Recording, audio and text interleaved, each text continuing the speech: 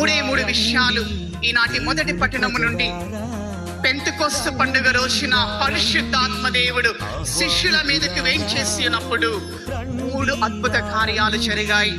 పరిశుద్ధాత్మ దేవుడు శిష్యుల మీదకి వేంచేసి వచ్చినప్పుడు జరిగినటువంటి మొట్టమొదటి అద్భుతం, ఏమీ రానటువంటి వాళ్ళు, ఏమి చదవనటువంటి వాళ్ళు, అక్షరాభ్యాసం నేర్చినటువంటి శిష్యులు ఈ రోజు పరిశుద్ధాత్మ దేవుని అభిషేకము ద్వారా అన్య భాషలలో వారు మాట్లాడుతూ ఉన్నారు.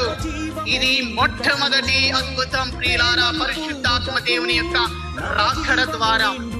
ఇదే అద్భుతాన్ని ఈ రోజు దేవుడు నీ హృదయంలో, నీ జీవితంలో, నీ కుటుంబంలో చేయబోతూ ఉన్నాడు.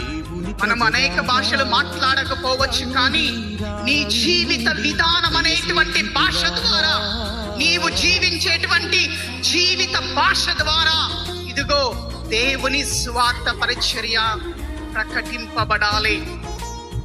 దేవుని వాక్యము నీ జీవితం అనేటువంటి భాష